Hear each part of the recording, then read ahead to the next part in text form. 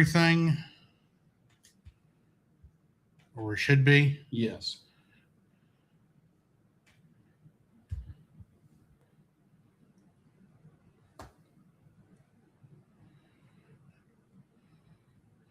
All right, so we're live. Okay. Yes, we are live. Good. And my app updated. Oh, that's good. They moved the volume control. That's actually nice. Okay. Just a quick little check. There we go. Yeah, that doesn't look like it's too loud. Doesn't sound like it. There was a couple of episodes a week ago where D-Lit was so loud in the mix, I didn't realize it until I went to edit, that she was clipping. Oh. Badly. Which for most of the time, it wasn't too bad. I could massage it enough that it would still go. But then you get to the intermission music that was so loud you couldn't hear me over it. So that was fun. Nothing I couldn't work around. Right. But I'd prefer not to fight that.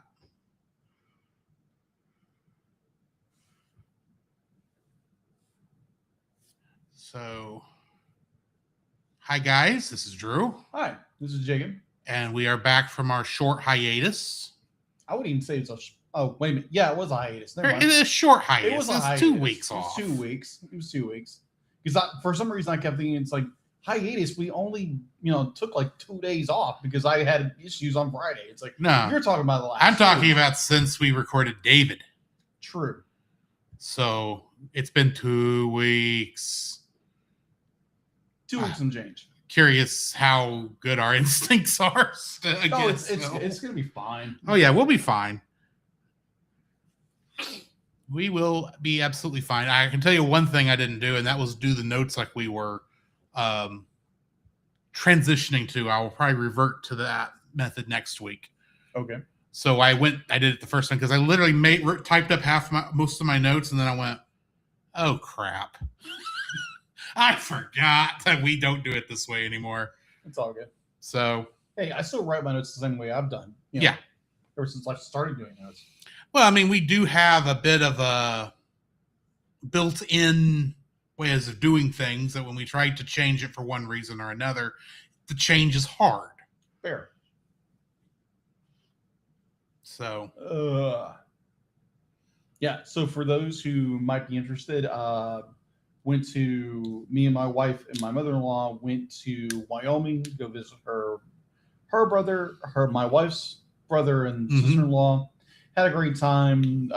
Drove through Texas, New Mexico, Colorado, Wyoming, and we went to South Dakota to go see Mount Rushmore. Not the Rushmore show. No, not the Rushmore. The actual mountain. That would be going to Louisiana. And I think technically Alabama. Technically Alabama. I think that's technically where, not Andy, the other one. Yeah, Andy lives in Alabama now.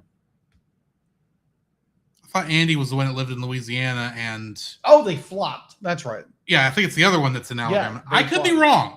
Yeah, Kirk. Why couldn't I think of Kirk of all names? I'm usually the one with bad with names here.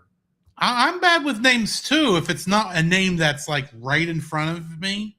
Mm-hmm. So there is no Star Trek right in front of me, so Kirk just went. True. So I do have the perfect name for this episode. Okay. All bronze, no brain function. All bronze, no brains. All bronze, no brain function. Oh, brain function. You want brain function? Okay. Brain function.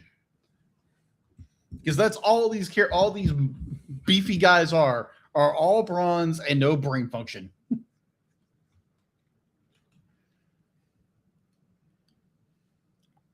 I've written that down, so I will remember it when I go to edit.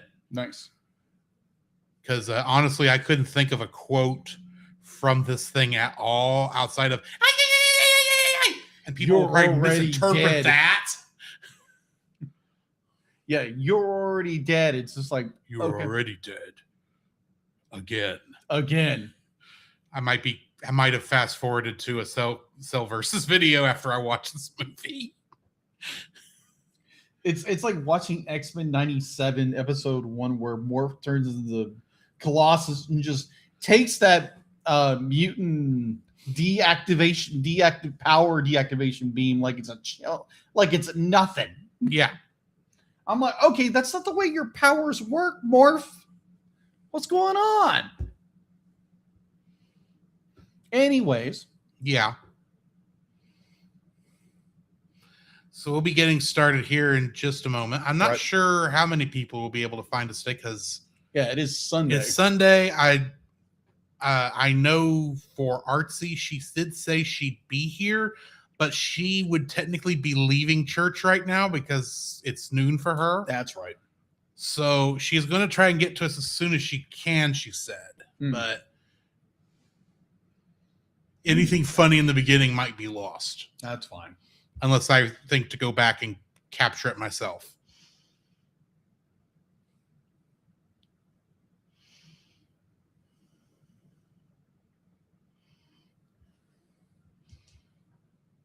So we'll give it just a few minutes, a couple more minutes, and then we'll get started.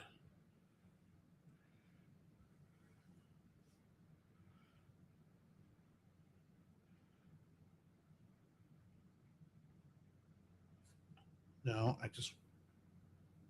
thank you. Thank you, silly computer person. Facebook. That's the word I'm looking for. I wanted to forward. I didn't want to go into the video.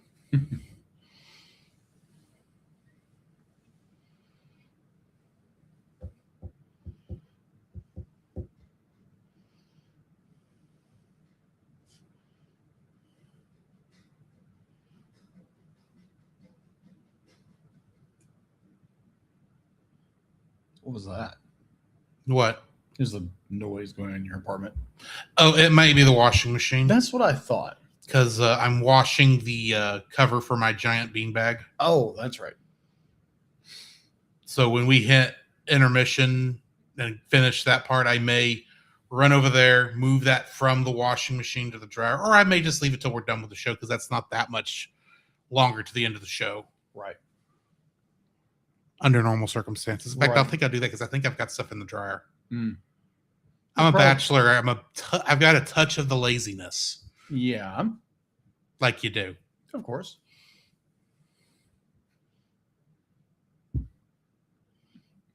Yeah, when you're married, you're expected to move and move now.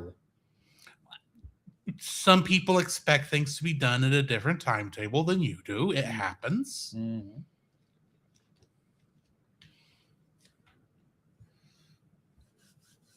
So it happens when you live with somebody, married or not. Yeah, I guess again, like people have different expectations, and some people may or may not have high expectations, but you never know. Some things are more of a priority for other people than agreed. It might be for you. Agreed. Oh my god. So anyway, yeah. Anywho, let me think. So be like may or may not in the future. So 2027, may or may not be going to other conventions, maybe out of state. Possibly. If it's the one we were talking about yesterday, yeah, I'm not against it. To a degree, though, I thought it was more of a joke. Not that I'm against the idea. Like it was partially a joke. Okay. Partially a joke. Then it's more like, you know what? I've never been to that part of the country. Yeah, and I've not been to that part either. And to see a certain, goober who's on, our third wheel on this show every once in a while. He claims to be the third co-host. He claims to be the third host. Be like, if you know who we're talking about, you know. Yeah. But all of that is still up in the air. Nothing is set in stone. No. Especially how we would get there and how long it would take to get there. It would take like 15 hours. Yes, but do we 15 hours in one day, 15 hours across 2 days? Will we kill each other? Believe me, I was in my car with my mother-in-law and my wife for all together 4, 5, 6 days. I mean, granted, we did share have shared rooms before Yeah, at different events. So it's not like we don't know some things about each other. right. But like Apparently we both sound like freight trains apparently, when we sleep. but what be like? It's more. It'd be interesting because this was G Fest goes on in Chicago, and we have a connection. Well, I have a connection. We have a connection that who goes there regularly, and I just mentioned it in a text. It's like, hey, I'd be like, this would be a cool idea, and be like, oh my gosh, it'd be amazing. Be like, hey, if I could drag Drew along, it'd be even better. And he's like, well, yeah, but I mean, admittedly, that is that the topic at G Fest is more in my wheelhouse than yours. oh yeah, of course, Admittedly. yeah. I'm the art nerd who likes to draw. Right. And you need an excuse to promote Expand- your artwork. Exactly. And admittedly, as I believe we've talked about, you need to be going to more conventions than just the one Tomato Fest. True. Yes, it'll be Not that we did the Longview Comic Con that was yesterday. Apparently, no, I didn't even know about that until Friday. I knew about it a couple of weeks prior to that, but the fact that it's like there was an event going on in this town that I pulled out of for reasons. Right. And the same reason that we didn't record Friday. Exactly. So yeah, I get that. Yeah, I had a seizure. I had 2 family members died. Almost back to back. So everything hit at once. You're still recovering from travel stress. Oh yeah. So and I had understandable. I had 3 back to back seizures. Yeah. So yeah, Friday was not a good day. I'm surprised that was all it was, to be honest, because that much stress hitting a person at one time could have been a lot worse. Oh, it could have been. Thankfully, it wasn't, because just how my Tourette's is and how I have seizures. So yeah, I'm good. Be like, I had someone at church ask if I was okay, and I was like, yeah, I'm fine. Be like, it's more like it's the nerves get shot and they just like, yeah, okay, you're done. Yeah, dog down. Time to rest. Yes, time to rest. If you don't rest, your body will do it for you. Oh yeah, it'll definitely tell me if I need to rest or not. Anyway, you ready to get started on this? Yeah, let's get started. The Cellcast is recorded in front of a live streaming audience.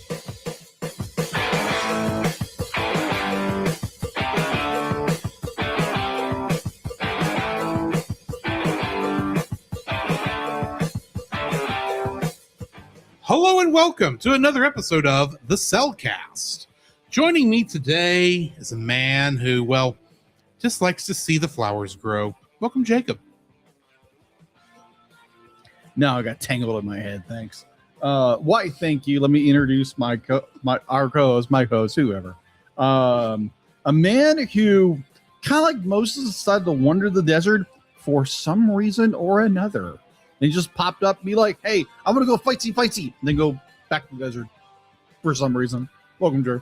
And no, folks, we are not talking about Mad Max. No, despite we're not. the fact that it sounds like we're talking about Mad Max. No, this is 1986's influential anime, Fist of the North Star. What might be the most influential anime to the battle shonen genre of anime? Maybe we'll get to why because it goes fightsy.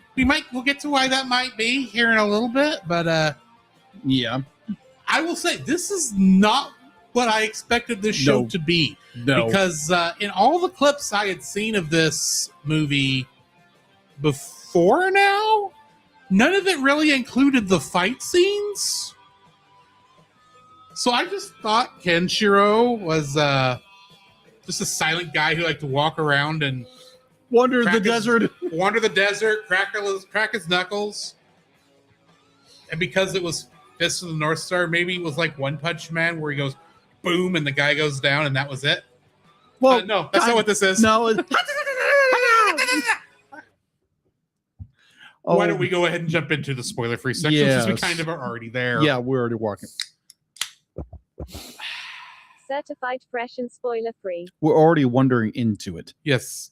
So yeah, this is the first time I have ever watched this. I had seen clips of this for this movie in like YouTube anime documentaries Mhm. before, and then like I've mentioned it before, AMV Hell had some clips that would make fun of this, but I had no idea what it was. My only real knowledge about Fists of the North Star was that it was so popular that for Dragon Ball, Akira Toriyama's editor suggested that he study the fight scenes in Fists of the North Star to improve his drawings of fight scenes in Dragon Ball and Dragon Ball Z. That's literally the only thing I knew about Fists of the North Star prior to this. Yeah. And yeah, I could definitely see it when I watched this. But I had never seen this before. I knew nothing about it. I also was unaware that where I thought I had found it 6 months ago, to put it would disappear between now and then. Right. Nope. So we'll get to it when we get to Jacob's part of the notes. But you may have to do some YouTube searching to find this. Yeah. And there are a couple of edits of it. So what are your thoughts, Jacob? My first thoughts, I think I first was, it was brought to my attention of this particular anime through, I think, Wizard Magazine. Be like, they'd always put adverts for different animes that were coming out, had come out, like most influential animes you need to watch, and be like, Fist of the North Star. And I saw it and I was like, I'm not interested. The art style does not appeal to me at all. But like over I time, can understand that, because this is definitely a very 80s very anime, very blocky in terms of character design. Like Yeah, the only thing I very can think of it blocky. that's close is JoJo's Bizarre Adventure. Oh my, yeah. Ugh. Do not like JoJo's Bizarre Adventures. Okay, granted, the first season was good. The second season, be like, And we've okay, Junior, get out. You're a prick. I'm the same way, and I never got to the third season where they started getting stands. So who knows? Oh, I got that part. It was like, okay, this is. Anyways, this is I not a think- review of JoJo. No, I only got to season 2, and the three other not Dios, but were basically Dio, Mhm. Yeah. showed up. As like, okay, yeah, this is probably gets better, but I got to take a break, and then I never went back. So I do agree, Geek Devotions, that JoJo is hysterical in some ways, but then Yeah. it's just like, what in the world am I watching? I get it, but you thought this was a podcast about the Fist of the North Star, but it is us, Dio. I'm sorry. Back to actually Fist of the North Star. oh my gosh, so like we I don't remember. Did you put it on here? I did. I put it on the You list. put it on there. That's I right. put it on the list because I like to try and mix up what I put on this for. So usually I will put a Disney movie on there. I'll put a Pixar. I'll put a Mhm. this. And I think I had put I wanted to put an anime on there, but I didn't want to do a more modern one. I wanted to do a classic, Yeah. because the last classic one we did that was not like Dragon Ball movie Right. was, I want to say Vampire Hunter, not Vampire Hunter though. We did it with Dallas Geek Devotions. We did. It was the Vampire Girl one. Yeah. That I can't. Oh, Blood yeah. Plus. It was Blood Plus. That was Yeah. the Blood last. Plus. Yeah. That was what, a 90s? year and a half ago. Yeah. Year and a half ago. So we needed to put some more classic anime on this list. Yeah. So I went to like, what is the most classic anime? A list of classic animes, and compared that to what I could find at the time. And yes, I originally found this on Tubi. It disappeared. Yeah. And yes, it was the movie. I double checked. I did my homework. I cannot help it that was in January, and everything changed since then. Geek Devotion says he can help us with picking up classic anime. Well, if you can be like, appreciate Yeah. it, bro. Drop his stuff. Yeah, it was Tubi was the problem. Sometimes they're there, sometimes they're not.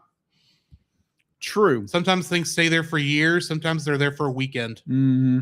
Anyway, sorry, So- I interrupted you. So, so this got put on the list, and looking around, you can't find it anywhere. Which we found during the actual recording of We the did. last episode. Yeah, we looked around and it's like, wait, well, you can't stream it anywhere. You can't. Well, you can go buy it for $100. Yeah, But who- $300 for a Blu-ray. Yeah, no, no way. My wife would kill me over buying a stupid Blu-ray. Be like, can you eat it? No, then why did you buy it? I can hear that argument, Mhm. but I hate to tell you, so if you're paying not $300, argument, but scolding. if you That'd be a pay scolding. if you pay $300 for something to eat, that stuff better be like the fruit from the tree of knowledge. No, I get And it. even that's cheap. That's a rotten one. That's a rotten one. That's Anyway. the stem. Anyways, be like, so we finally find a copy of this thing. I sent a link to Drew. It's like, hey, this looks Yeah. like a good one. He looked at it, wasn't very good. You'd gone off on your vacation. I did. I went to go get. This was like, and I went to check on it because I like to watch these things about a week in advance. Right. So last weekend, literally, I think it was last Sunday, I go to click on the link you sent me, and it was in like 480i. It's like, this is doable, but surely there's a nicer copy of this on YouTube. And I found a nicer copy on YouTube and sent you that link. So Yeah, which is the link I watch. And yes, we did watch it in English. Yes.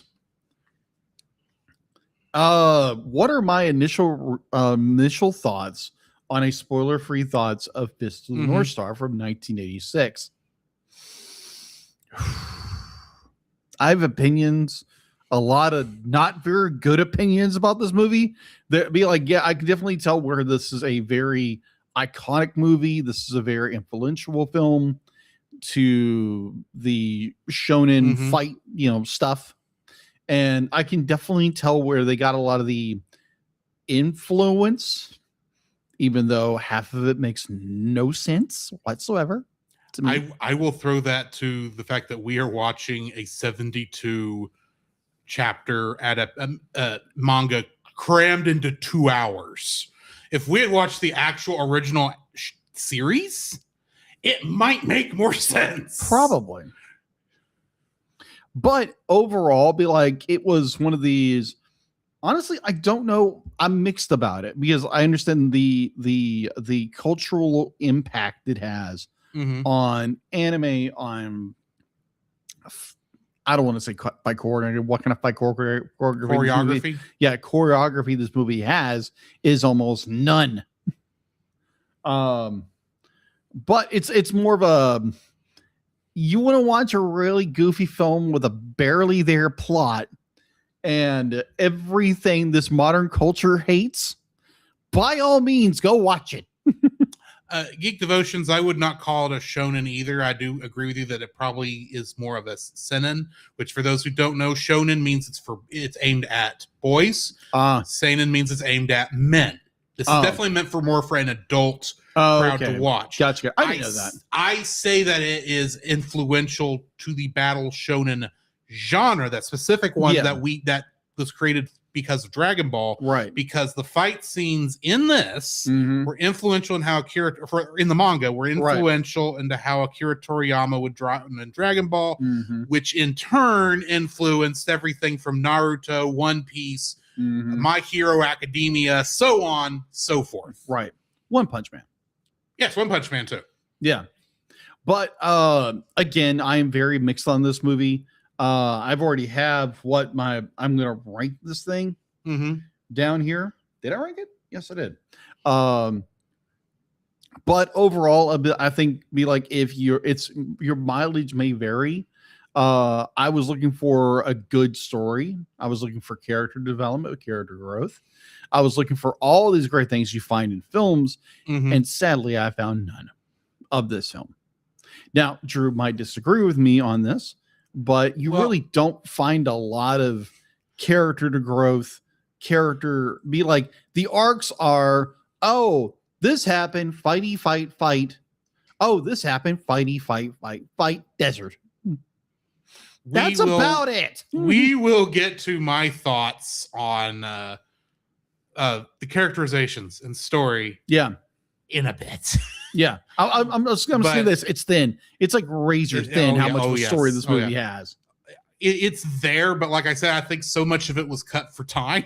Oh, I imagine. I imagine. And I don't, like I said, I do not know. I have not read the manga. I Mhm. have not watched the series. I have no idea how much story is really there. Fair. But yeah, they had to cram a lot into 2 hours. So Fair. why don't Yeah. we go ahead and jump into the spoiler-filled section Sure. before we? Because I feel like we both want to spoil this. I think it's a little more like a rambling and try to explain something that's almost incoherent. Fair. The following is a spoiler-filled review for the film Fist of the North Star, 1986. Listener discretion Is very advised. The director of Fist of the North Star from 1986 was Toyo Ashida, who was also the director of Vampire Hunter D. That explains it. It was written by Susumu Takeda and is based on the manga by Buronson and Tetsuo Hara. Getting into the cast, John Vickery plays Ken, and he was Gul Rusat on Star Trek Deep Space Nine. Who? He was in a couple episodes. Literally, this guy, this movie is the thing he's known for. Oh, So I had to find something that wasn't this movie. and you And like the only thing I knew was Star Trek. Ah, And even then, he's in 3 episodes of season 7. I gotcha. So, Michael McConaughey plays Shin. Wait, Michael McConaughey? Michael McConaughey? Not McConaughey. McConaughey. McConaughey. Oh, okay. I was like, that didn't sound like a Texan accent. No, it's not that. It's not Matthew Matthew. McConaughey. Yeah, well, he It's- went by Matt when he was younger. Well, either way, this Michael McConaughey or McConaughey, McConaughey, Ho, played Shin in this, and he was Tatsu in the original Teenage Mutant Ninja Turtles cartoon. Melody Spivak played Julia, and she was Biyomon and Digimon and all her Digivolutions. Dan Warren is the voice of played Joggy, and he's the voice of Igor in a lot of the Persona games. Tony Oliver played Bat, and he was Saba in Mighty Morphin Power Rangers. So he's a talking cat sword, Talking Cat Sword, yes. Yeah. which sometimes you need to shut up sometimes. He was only talked in a couple episodes. I know, but sometimes it's like, yo, you little pussycat sword, shut up. Wally Burr played Rao, and he was Sandman in Spider-Man 1981. Gregory Snegoff played Ray, but we know him for another role entirely. The Cellcast is recorded in Hang on. front of a live streaming audience. If it hadn't been for you, I would be now. Time to unwind, kick back, relax, take a look. He's the rapping dog. He's the rapping dog. Oh my gosh. I'll be busting the moves and I'll be You're busting the rhymes. serious. I'm serious. Oh my word. Everybody's feeling fine. Nope. Let's party. Don't believe me? Check out our credits where we mentioned Gregory Snegoff. Oh, it is Gregory Snegoff. Oh my god. I was doing the notes for this, and I thought Gregory Snegoff. I know that name. Why do I know that? I know why I know that name. Surely not. Oh, he is. Gregory Snegoff. Oh my gosh. Holy He played Ray. Oh my. yes. Oh, But he was my the rapping dog, Fritz the rapping dog in Titanic. The legend goes on. Oh my. Thanks, Nate. He wasn't on that one. Oh, he wasn't. That's right. We I did that associate Nate with all the other ones. We did that before Nate was on the show. That is true. Oh my gosh. By the way, be like, if we ever do that movie again, Nate's on it. Oh yes, because we have to complete the trilogy. We have to finish the fight. Holly Seidel was the voice of Lynn in this, and she was Holly in a movie, something called Deconstructing Holly. She didn't have much to choose from. Mm. Barbara Goodson was the voice of Alay. And of course, she's Rita Repulsa in Mighty Morphin Power Rangers. Gosh. Michael Forrest played Jackal, and I wrote this weird, but he played Vac in King Kong Lives. And then James Avery played Fang, and he is the Shredder. Oh, in the original cartoon version of Teenage Mutant Ninja Turtles. Oh, that's right. He was.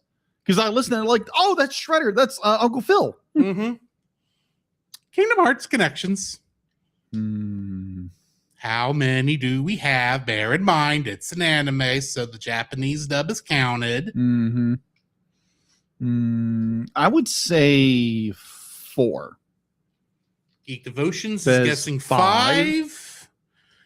Anybody else? Artsy, you got to vote. Pick a number, any number that might correspond to how many Kingdom Hearts connections that we have. Well, Artsy may have picked up on your recipe of how to. I vote taco. Oh, she knows how I do this. Yeah. I've not hidden how I come up with this. No. I vote taco. I'm good. I'm going to I'm having tacos tonight at home group. But yeah, I'm gonna move on in 5, 4, 3, 2, taco. 1. It is the answer is not taco. The answer is in fact 11. When was the English dub for this done? Recently. Actually, no, it wasn't recently. It was like the 90s. I would thought so. It's a lot of these voice actors are still in use. Mm-hmm. Yeah, because the English was like 1991. Yeah. And granted, for the English version, there's only 2. I'll take 11 tacos. Yes. There's only 2. That being Kirk Thornton, who played a Zenda Thug in this. Zenda Thug, yes. He was Sykes and Isa in Kingdom Hearts, and he is the current voice of Shadow the Hedgehog, used in Super Smash Bros. Ultimate. And then Wendy Lee was a victim in this and did additional voices. We had her. She was on a show, on an episode we did recently, Cowboy Bebop the movie. She's that one. Yeah. In the Japanese version, we have 9. Akira Kamiya was the voice of Kenshiro in this, and he is Yago in Kingdom Hearts. I want you to imagine Gilbert Gottfried as Kenshiro for a minute. I can hear it in my head. I just can't put it out. Banjo Ginga was the voice of the Azid Thug, and he was Clayton in Kingdom Hearts. Kozo Shioya was a victim in this and played Chienpo in Kingdom Hearts, I believe in the Mulan section. Ikuya Sawaki was various in this and was the Master Control Program in Kingdom Hearts. Wow. Chikao Otsuka was Jagi in this and plays Master Xehanort in Kingdom Hearts, which means he's done. He's been Leonard Nimoy in that game. Yeah. Shigeru Chiba was Kubara in this and played Vexen and Eva in Kingdom Hearts. Kaneto Shiwazawa was Rei in this and is Gray Fox in Super Smash Bros. Ultimate. That being from Metal Gear Solid. Not Star Fox. I was like, wait, did they make another Dark Fox? Maybe there's a new Star Fox game out there. Takeshi Ono played Fox in this and is Colonel Roy Campbell in Smash Bros. Ultimate. And Teiyu Ichirusai, I am sorry if I mispronounced that, was Bat in this and plays Crystal and Isaac in Super Smash Bros. Ultimate. And that is the Kingdom Hearts connections. Jacob, what do we have in info and stuff? All right. So I'm going to go back and do something real quick, like afterwards. So I forgot to do IMDb and Rotten Tomatoes. So I'll go back to those in a few minutes. So streaming is unavailable right now, so you can watch it on YouTube. Or go pirate it. Because Don't pirate. But Yeah, you don't have to. pirate. Don't pirate. Don't pirate if you don't have to. Yeah, don't pirate if you don't have to. Looking at you, someone behind the scenes somewhere. Physical media, if you want it bad enough, you can buy it on Blu-ray for $99.98. Again, Where? That's not that is low for the prices I saw. that's what I saw. That's what I saw. I saw one for $300. Okay, that too. Again, this is out of print. It's And I don't remember who currently owns the rights. I think that might be the problem. The last one I saw was Discotech Media. Yeah, I think so. I don't know if they've lost the rights because I think Crunchyroll has the rights to the series. They do. So who knows what's going on with that? Got it. All right. So production was Toei Animation, and distribution was Toei Company. Runtime was 110 minutes. Original release date for in Japan was March 8th, 1986. For here in the States, it was September 21st, 1991. Can you guess where it premiered here in the States? California. Nope. No, Hawaii. Nope. Florida. Middle of the country, actually. Kansas. No, wait, that's not desolate enough for this movie. New Mexico. Close. Utah. Okay, I can see that because Yeah, nearly Utah. everyone. Because from what I understand, nearly everyone in Utah lives in Salt Lake City. Yeah, Salt Lake City, Utah. I've been to Salt Lake City, Utah. Beautiful, though. Oh, I'm sure it is. Yeah. Let's see. Box office. There's not much in the box office. We have its budget was 700 million yen. That would translate to $798,000 in US dollars. Box office, it was 1.8 billion yen. That translates to $2.11 million here in the States. Mm-hmm. Home release. In the United States, the film was released, licensed by Streamline Pictures and given an English dub, produced by Karl Marx. No, not Karl Marx. Not Karl Karl Marx. Masek, maybe? Masek, sorry. I just read it as Marx for some reason. Right. Well, It's like, yeah, it's Marxism all over again. I get why, but no, Yeah. it's Karl Masek. Karl Masek. He's the one who had Streamline at the time. Yeah, Masek. It was, let's see, it had a theatrical premiere held at Salt Lake City, Utah, again on September 27, 1991. It was later released on VHS in 1992. An English dub was given an early DVD release in North America by Image Entertainment in 1998.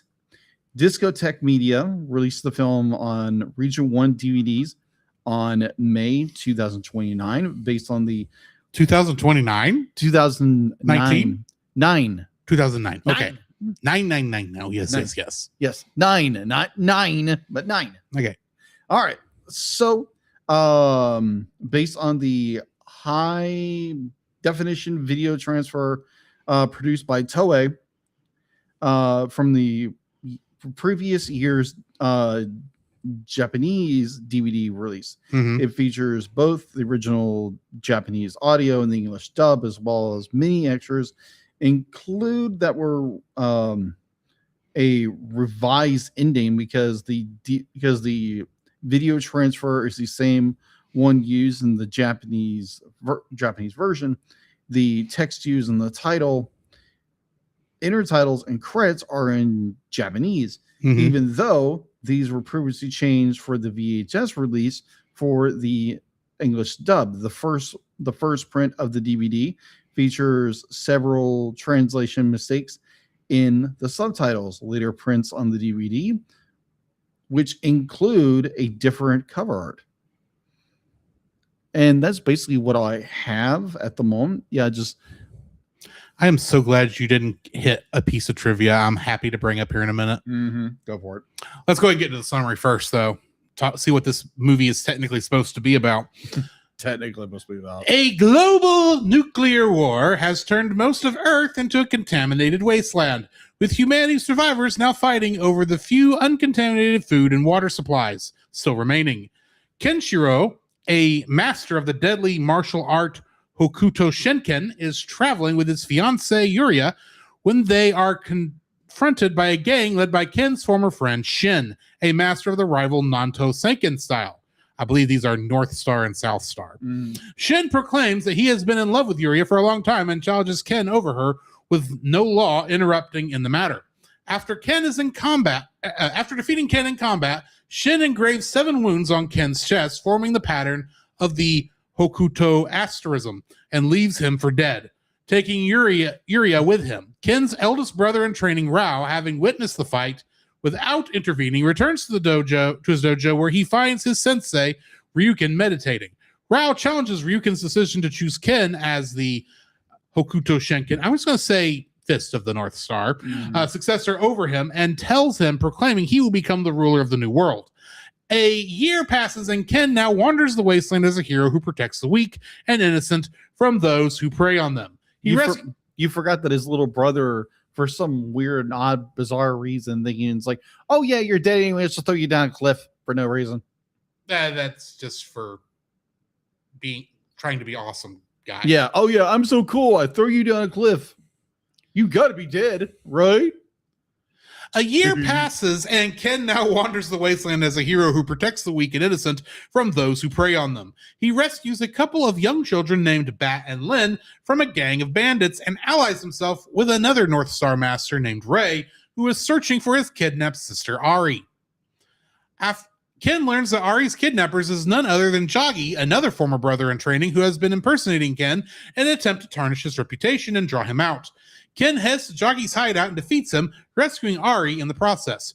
Before he dies a gruesome death, Jagi reveals that he is the one who convinced Shin to betray Ken and that he is now living with Yuria in his stronghold, the city of Southern Cross. Elsewhere, Rao, now a conqueror known as Ken-O, or King of Fists, has amassed a huge army, expanding his domain by defeating rival warlords, and begins heading to Southern Cross. There, Yuria is treated with a life of luxury, living under the rule of Shin, who now leads his own army as well. However, Yuria refuses Shin's offers of affection, longing to be reunited with Ken. When she overhears that Ken is still alive, she attempts to sneak out of the city, only to be taken captive by Rao, who challenges Shin to a fight to the death. A while later, Kenshiro arrives. Which we never see. A while later, Kenshiro arrives at Southern Cross, only to find the city in flames and Shin's soldiers dead. Shin is still alive and fights Ken, but the battle does not last long, as Shin has already suffered from a mortal wound from his encounter with Rao. Before dying, Shin tells Ken that Rao has taken Yuria captive and has headed to Cassandra, the city of wailing demons. Lin arrives at Cassandra along with Bat and Ray, where they witness Rao's army marching through the streets.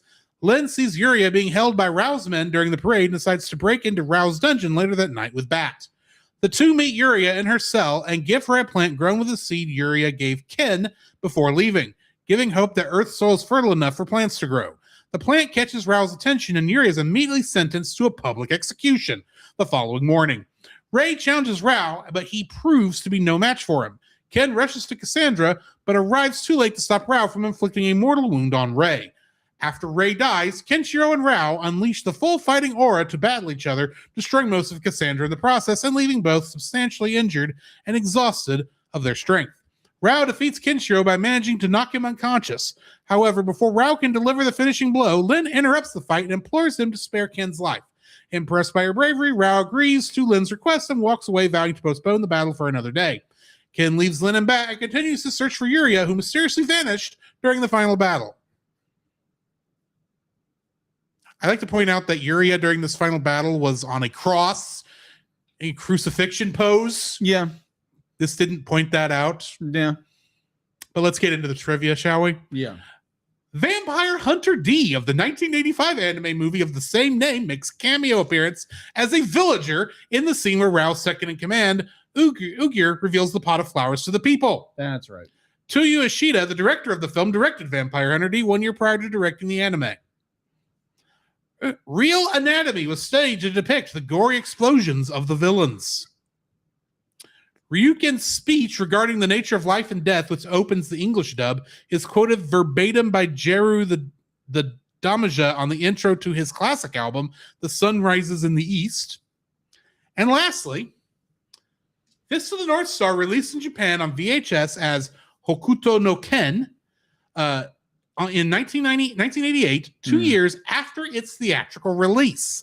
The late release was due to the decision to animate a new ending, but also it would also be let me back up. On November 21st, 2008, the movie was released on DVD for the first time in Japan with a remastered high-definition transfer.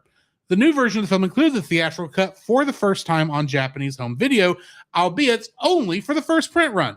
Because the revised ending was recorded on different film stock, it did not undergo the remastering process, resulting in a drop in video quality when that scene is played. Unlike in the theatrical version, in which Kenshiro falls unconscious during the final battle, the revised ending has both fighters still standing when they're about to deliver their mutual finishing blows before they're interrupted by Lin. However, if you go and watch this, you will note that much of the violent scenes also decreases in visual quality every time, and it has these filters, Stupid filters. on top that were included to make, because the biggest complaint that this movie had in Japan was that it was too violent. So to help decrease the violence, they put filters over it for the home video release, which also is why it took 2 years to do it.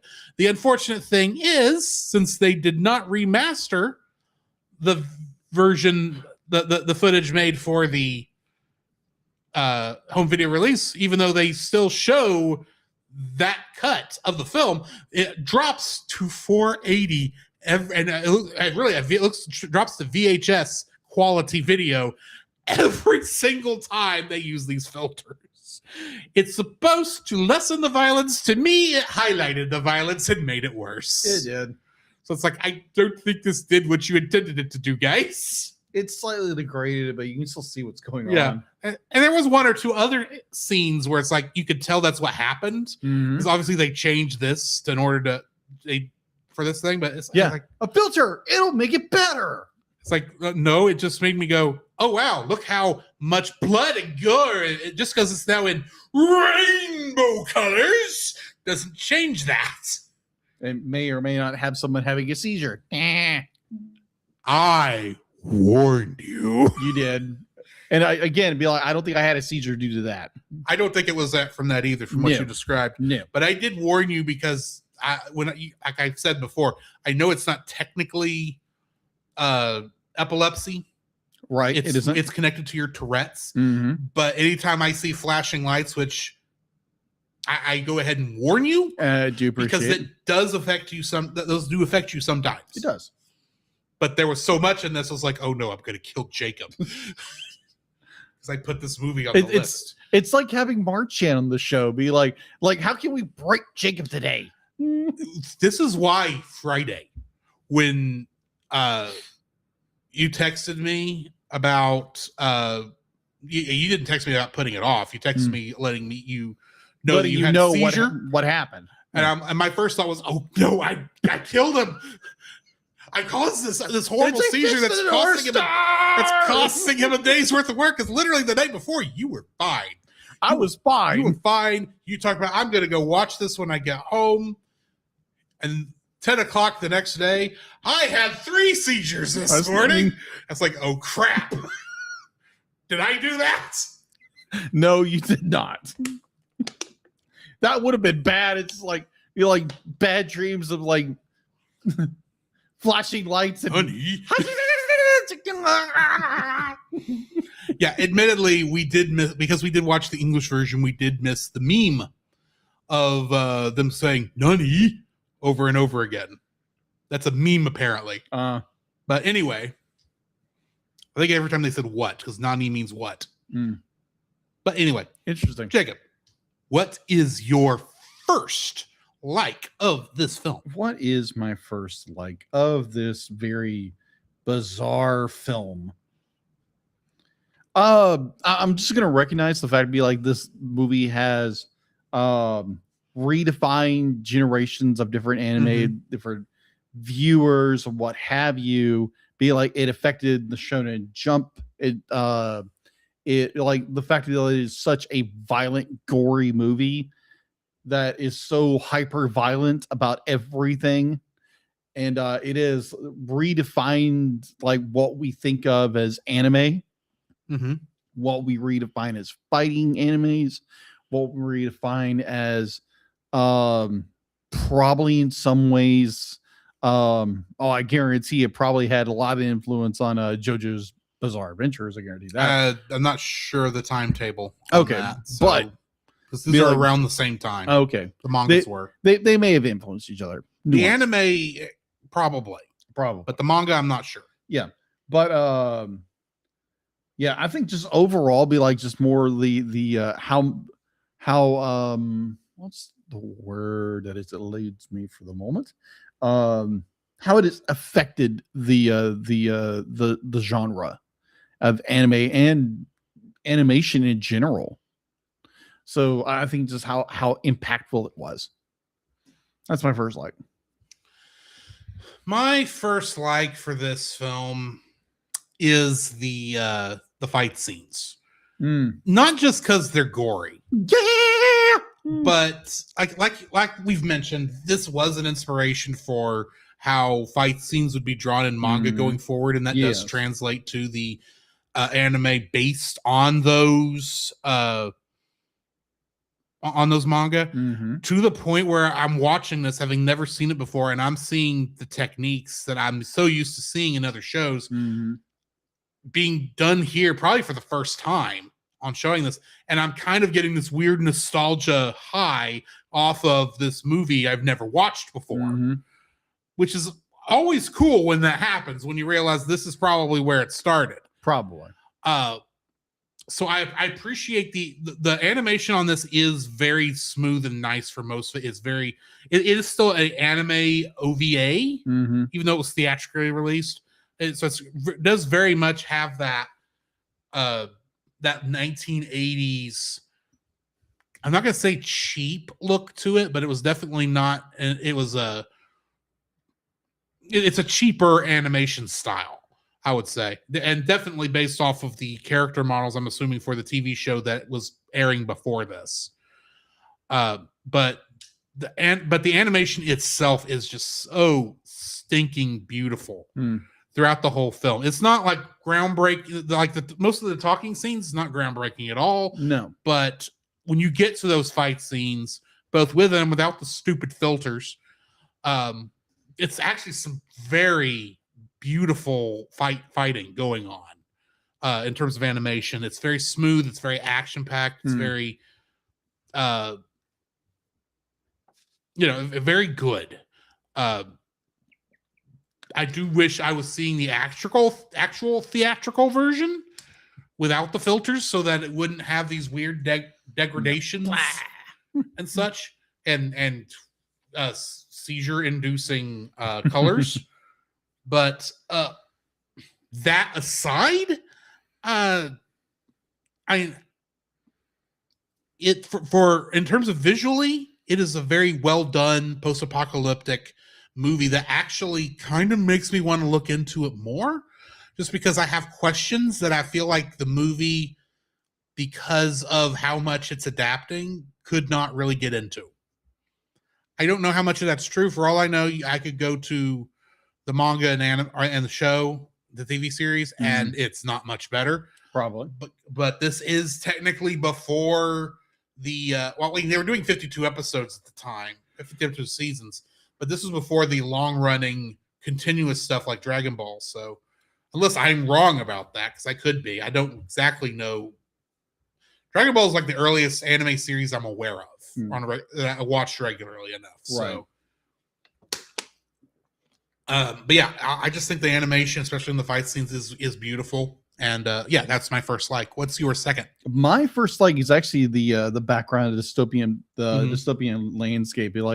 It's done very well. They do a very good of capturing the carnage. The boat in the middle of the skyscraper is like, okay, what's the story behind that? I would love to know that. It's like, because it shows strong up. Does that wave? Did that wave have to be to cram that tanker tanker ship through the middle of that skyscraper without the tanker really taking a lot of damage, structural damage. True. Yeah, I found it so unique, and I was like, wow, this is beautiful in a way. Just like its background and its the way Mhm. they do design of like the cityscapes and the hellish deserts and wherever. It'd be like I'd be like they can be simplistic in some ways, but in other ways they're very like highly detailed, and you see like when the main female character of this movie, like she goes Yuria. down, Yuria. Yuria. Yeah, Yuria goes down in the subway and sees all this carnage of all these bones piled up Mm-hmm. of when the underground train finally stopped moving, during the apocalypse, and it's just like total devastation. All it is bleached white bones, and Mm-hmm. be like for some reason I just be like I enjoyed the backgrounds more than anything. Like above all the fighty stuff, Yeah. it'd be like it's just more the backgrounds got me more, and it's like, oh, that's interesting. I'll agree. There are a lot of a lot of shots in this movie that could be paintings. Oh yeah, they are paintings that you could actually. hang on the wall. You know what I mean? Like the kind of Yeah. stuff you would hang on the wall. That's- Right. You can't say that about everything. No, you can't. that You you can't. that would be that high art. But I mean, here, yes, like a lot of these stuff, it's devastating, Mm-hmm. post-apocalyptic, but in its ugliness of destruction, Mm. it's also beautiful in a way. Agreed. Yeah, there's one particular scene where I think they're walking up to the city, or one city or another, and there's a passenger plane just parked Mm-hmm. middle of nowhere. It's just like, okay, does that have anything to do with the plot? No, but it's nice to look at. Yeah. So that is my second like is a dystopian landscape, and how they to me, the background was more of a story than anything else. Fair enough. It showed what the earth, like the story starts off with like beautiful landscapes of like lush green and like towering skyscrapers, and then all this is devastation. And it's like, okay, I like that. What's your second like? Kind of bouncing off of that, but a little more focused. Hmm. There are a number of times where you get these nice shots like of the desert, or like at the very beginning there's a shot kind of as the world is kind of coming to the pre-bomb world is coming to an end.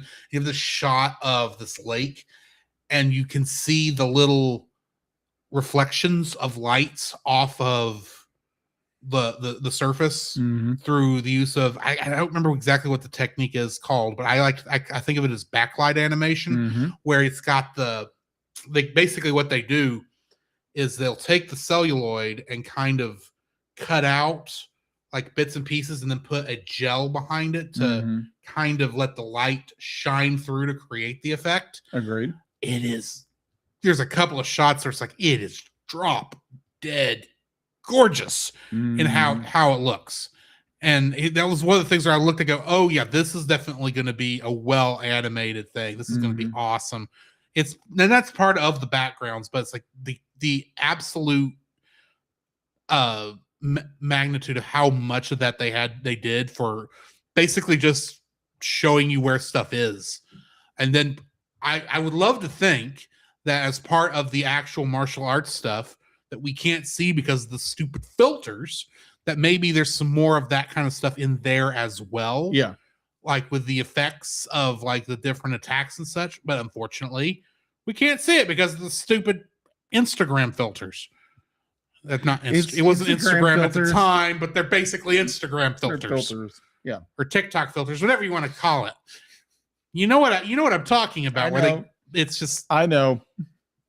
We'll get to that later on. I think I'm kind of teasing some of my dislikes. Right.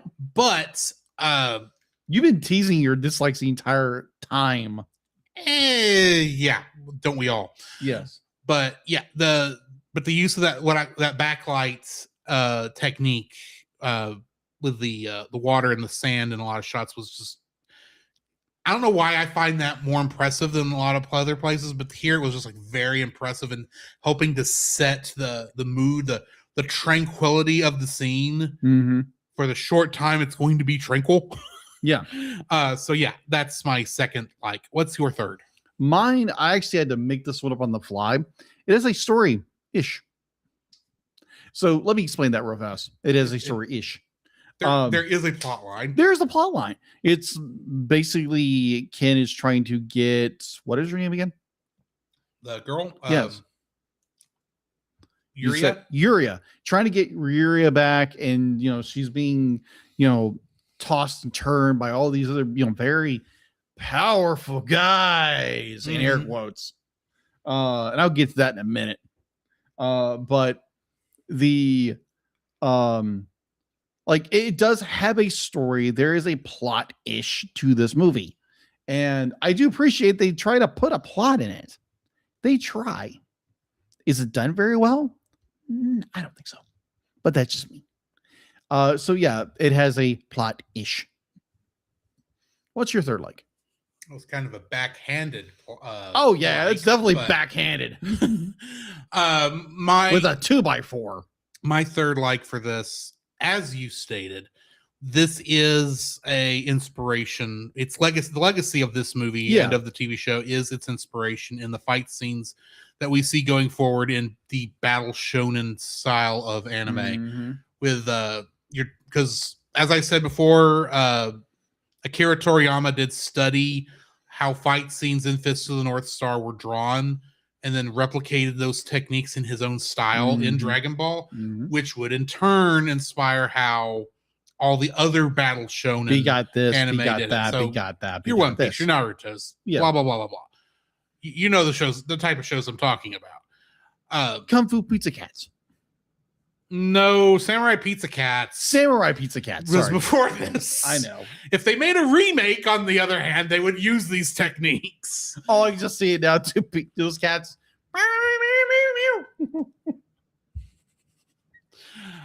But yeah, I broke the myself. the legacy of these of the way how this handled fight scenes was just so good. Like I said, it brought nostalgic memories seeing these techniques being used, despite the fact that I'd never seen the movie. It just the legacy that this brought, that this created, just shows you how maybe this movie may not be the best reflection of the importance of Fist of the North Star, even though it's where they really got to do the fight scenes like the craziest, since they weren't being held back by Mhm. the very lax censorship of that era of Japanese television. But there were still some censorship there. Yeah. Some standards. But yeah, the legacy of this, even though I still do not know the who's, the hows, and the whys of why anything is going on, but we'll get to that in our dislikes. Yes. Go ahead, Jacob. So Bash this story head in. I feel that's where you're starting. Oh, kind of, but there's no need to go rant master. It's just more Oh yeah, my general thoughts on this movie. My first dislike, it is a nonsensical story. At least it does have a plot to an extent. mm-hmm. Like I said, ish plot. It has a very loose plot. Fight. Woman is passed around like a white elephant gift during Christmas. Fight, end. That's all this movie is, literally. Be like, yes, there's little things about environmentalism and that kind of thing here and there. Yeah. But or be like, oh, this little girl's special or something like that. Oh, she has the touch or whatever. Not that She's got the touch. Yeah, She's exactly. got the power. Whatever. Actually, that would be Kenshiro, since he let her. Yeah. Since he was able to do a couple things, now she can talk. Yeah, now she can talk, and somehow now she has this great aura for some reason. And it's like there are plot points that is like this could have gone so differently. It's like, oh my gosh, this girl, like the horse senses her power, and the bad guy stops and he looks and it's just like, oh, I can sense it too, and trots off. I'm like, what the fudge is going on? And there's so much in this movie. It's just like, oh my gosh. If they did a movie like this today, it would get canned in 3 seconds. Just saying. But I'm watching this. I'm like, okay, I get where you're going. Okay, this guy. Oh, these guys were friends. Now they're not. Oh, these guys are brothers. And now they're trying to make each other. And I'm the North Star. No, you're the North Star. I'm the North Star. I want to be Star. That's what it sounded like to me this entire movie. It was a bunch of guys that were like, I'm the Fist of the North Star. No, I'm the Fist Star. I want to. I want this woman. No, I want her. Basic movie. So as I stated, you'll know Stated or stated? Stated. I keep mentioning the number 72 in referring to how many chapters of the manga that this is adapting. I want to kind of put that in perspective. Okay. That is basically all of the Namek saga, as in everything from them blasting off to Namek in Dragon Ball Z there, Right. to the actual defeat of Frieza. They crammed all that into a 1-2 hour film. Oh yeah, Equivalent of that. I completely They succeed to be like, yes, there that was is what happened. obviously a focus on fight scenes. That You is the main think? focus of this of what that's what they Yeah, consider to be the agree. thing to focus.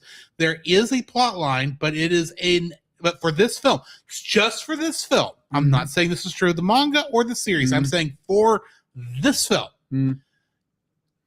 This is what a good friend of this is the same complaint I have for this that a good friend of ours on the Retro Rewind podcast named Francisco Ruiz, aka Hi, Roy. Captain Roy. He hates that I call him Roy. I don't care. This is the same complaint he has basically for Monty Python and the Holy Grail. In that movie, he considers it to be a series of skits lined up end to end with a plot line inserted for the excuse of giving them connective tissue. I do agree with an extent on Monty Python a little bit. In this, I feel this is the same way. There is a plot line here. Yeah, there is. It is there, but it is the least important part of what they're doing. Yeah. Like, they're mentioning stuff that I have a feeling are much more important Mm-hmm. to the overall plot, but it was not important to the plot of this movie or what they were trying to do with this movie. This movie was, we want to do these early on epic fight scenes back to back, and we're giving you just enough story so that you aren't fully and completely lost on why they're fighting.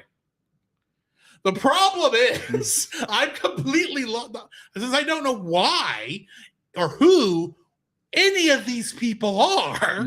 I don't know why they're fighting. I don't care what minor things you inserted.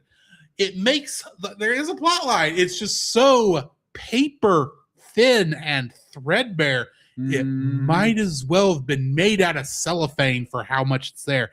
So, do these characters have growth? Probably technically in the original story they did. Is there a coherent plot line that's interesting and brings imagination? Obviously there must have been, in order to keep this manga going for as long as it did and to produce not just an ongoing television series at the time, but a movie. So there must be something there. But in terms of the plot, and granted, Geek Devotions does bring up, he wonders if the story messed us out because we watched the dub. And that is possible that the dub did not explain stuff very well. Because I will tell you right now, it is not the greatest dub script I've ever heard. No, it is not. But I feel like that the entire reason, at least especially for the English dub, I'll say, the entire reason this movie exists is a stream of fight scenes. That if you really want to know the story, go check out the series. Go check out the manga. You don't come here to this movie for story. No. So, yeah. In fact, I will admit there was a couple of people I had to stop and go, wait, is this the same dude or is this a different dude? Because I can't, because like you changed clothes. So I can't use that to make sure I'm thinking it's the same dude. But a lot of these guys are kind of the same. So wait, you're the guy from the beginning are you the guy who Kenshiro fought in the beginning, or the guy who went and busted up the dojo at the beginning? Exactly. And I was so lost on why any of that was happening. Yeah.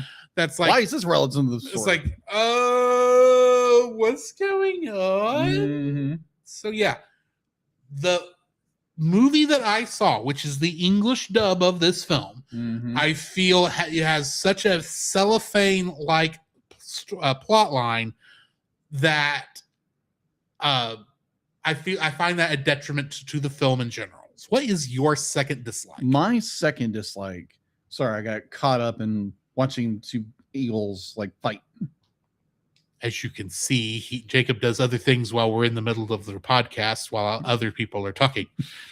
It happens. It happens. I have the attention span of a squirrel. I have no room to talk. True.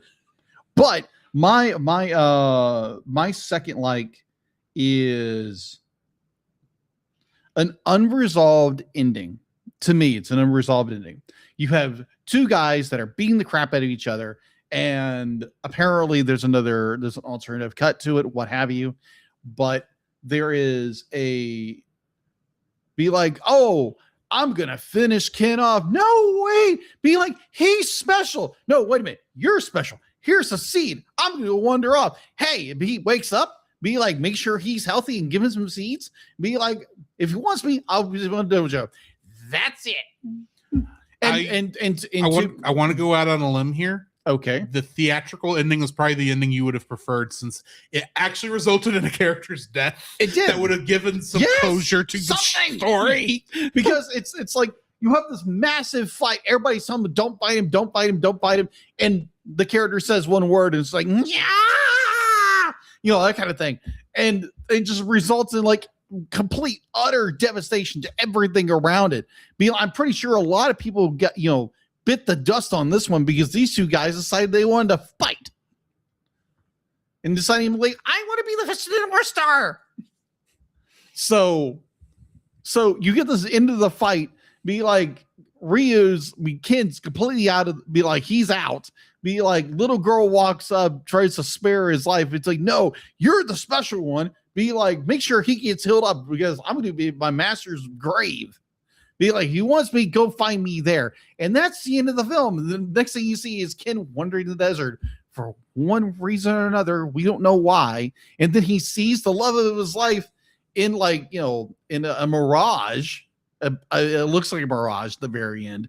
And he just keeps wandering around because I'm convinced, be like, his main love, his main squeeze got killed during that big bloody fight. And now he's wandering around with their ghost following him around. I don't know, because the ending makes no sense. Because again, it's an adaptation of what did you say? Like 72? 72 chapters. It goes on farther than that. Chapters of the manga. It goes on longer than that, but 72 chapters is what this one is actually adapting. Right. But at the same time, I'm like, what's going on?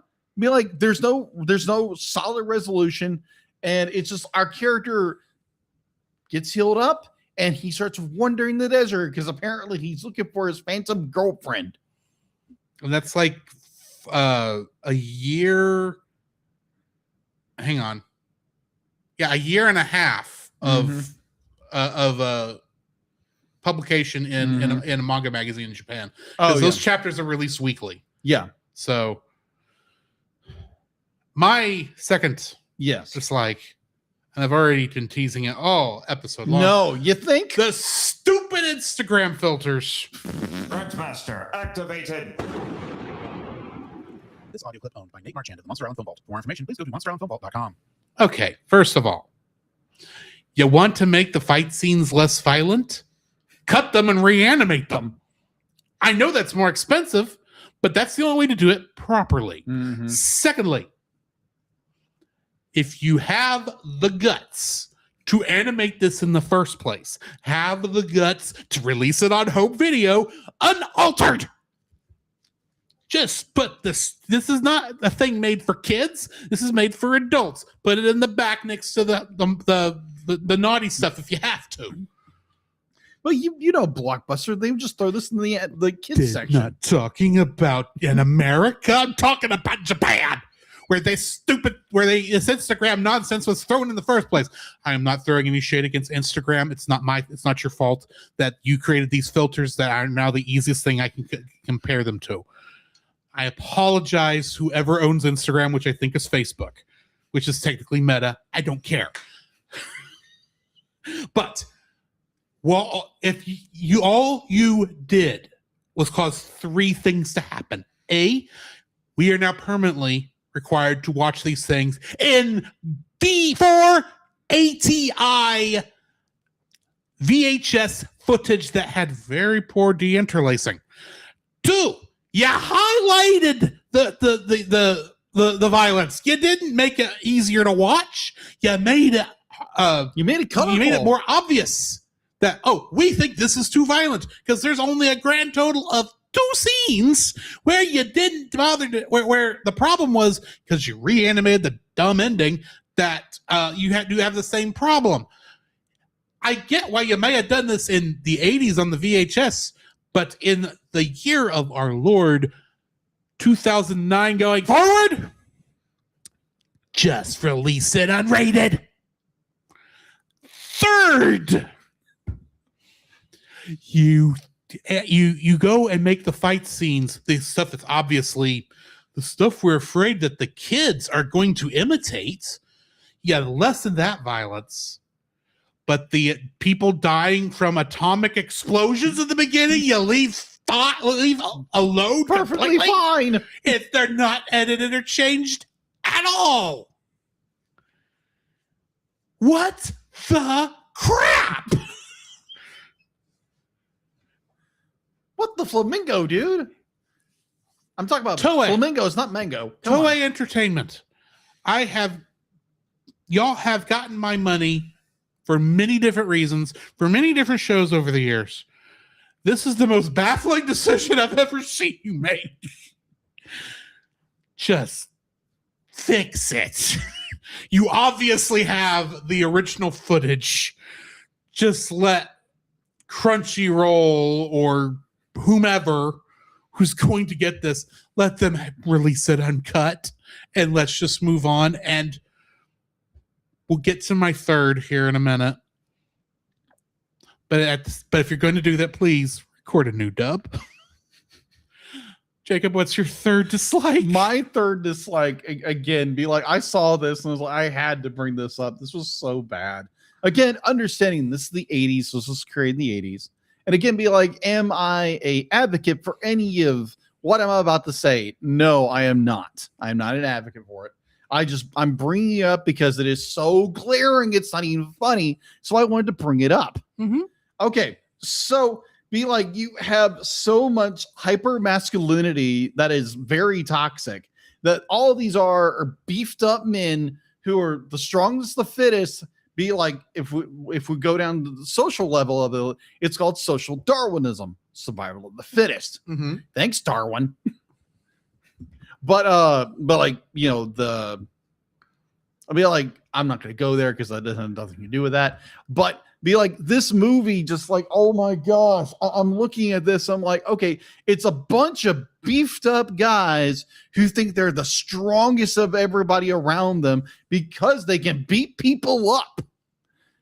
Oh my gosh. Be like, are you recalibrating for something, guys? Be like, deep down, let's get psychologically here. Are you recalibrating for something that you might be, lacking in a certain area of your life, bro? Come on. Jokes aside, anyway. Be like, this movie, oh my gosh. It's like the fact that they like I said before, they toss around the main female character like she is the most prized white elephant gift at the biggest Christmas party you ever gone to. Like, seriously. It's like, oh, Julia, be like, whatever her name is, belongs to me because blah, blah, blah, blah. It's like, no, I actually whispered in her ear, blah, blah, blah, blah, blah. It's like, what? And like, I understand, be like, again, I don't support this crap, but I'm just bringing it up because it drove me freaking nuts the entire time. I had to actually look up what social Darwinism was because I thought it was social Marxism, but the two of them don't have no correlation to each other. So, like, really, survival of the fittest? Really? Because the survival of the fittest really doesn't mean anything if we're looking at the totality of things. Be like, oh, because I'm big and bad and I can beat people up. Oh, yeah, I'm the strongest. Not really. Not really at all.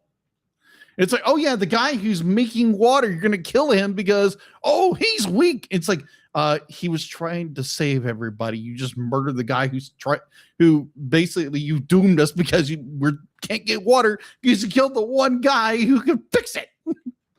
Chop, bravo, because all it is all bronze, no brain function whatsoever in this entire movie. It's like, yeah, you do have a plot. You have Ken who's trying to find the love of his life.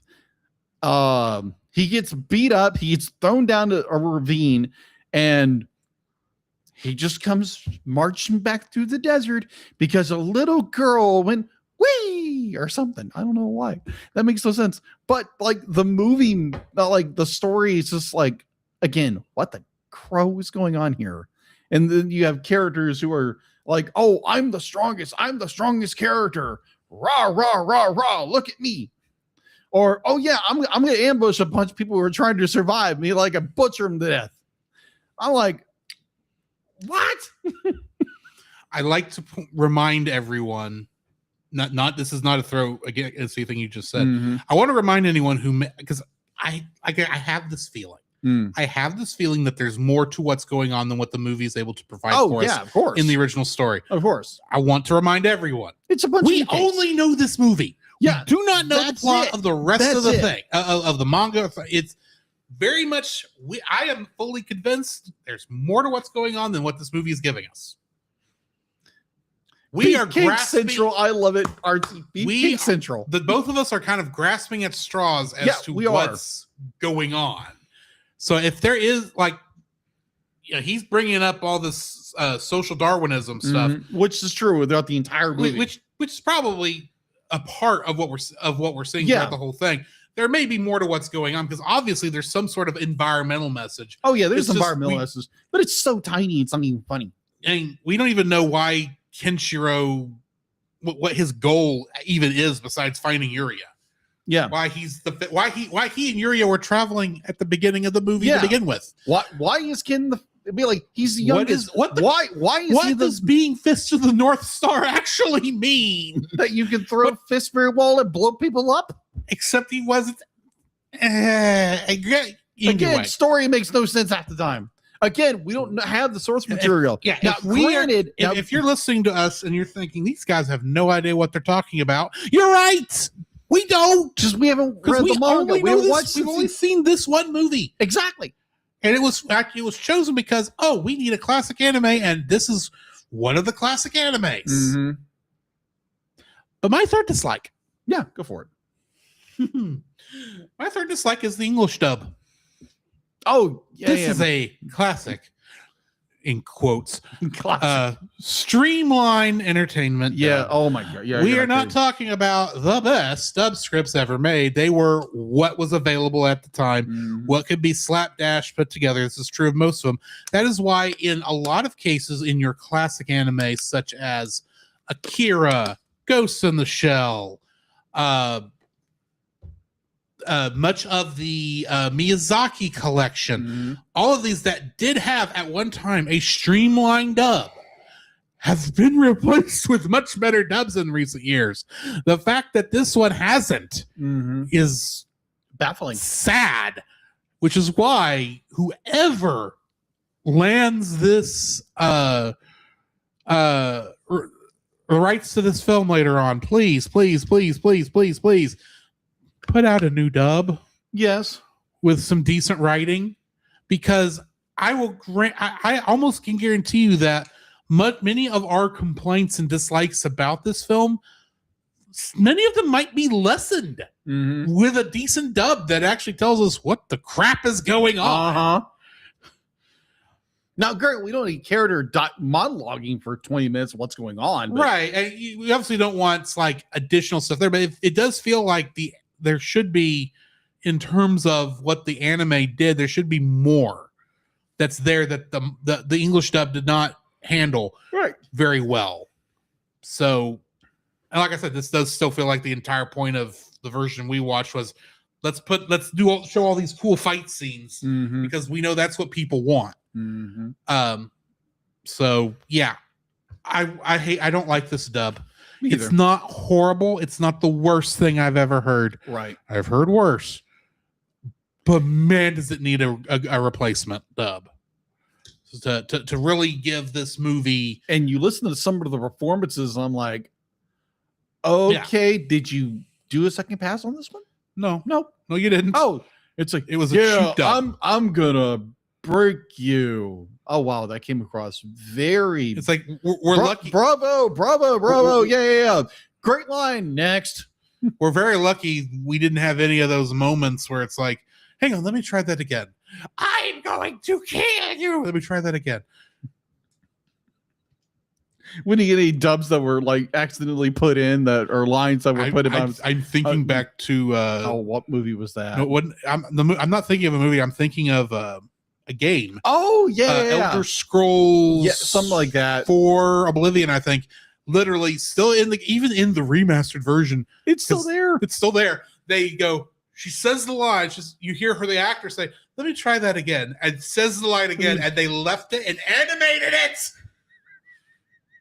They probably enjoyed the flub so much they just kept going with it. Either way, yeah. We need to rate this film. Yes, I'm probably going to be a little nicer than you're expecting. Okay, I'm giving this a 7.0, and the only thing that's keeping it that high is the quality of many of the background shots and the fight scenes. Yeah, I what I could see through Instagram filters. Filters. So yeah, I'm giving it a 7. I feel like I said, 7.5 or 7.0. I feel like with a new dub, a lot of my issues with this film can be fixed. Not all of them, but a lot of them I think could be. And yeah, definitely I want it released without filters and theatrical cut. I don't want this version with the weird rainbow zoom ins and 480i nonsense in there. Take all that out. Give me the original theatrical remastered version, please. And give me a new dub. Let me watch it again. It will probably bounce it up to an 8, I'm guessing. Oh, I gotcha. But at the moment, yeah, we're still at 7. That's what I'm going to have to leave this with. And it's literally because, yeah, there's a lot of good here, but there's a lot of garbage here too. Agreed. So I'm going to give this a 5.5. It is one of these middle of the roads. It's got animations very good. It has backgrounds that are gorgeous. It is influential. That's the wrong word. Influential. Anyway. You know what I'm trying to say, people. You hear me. But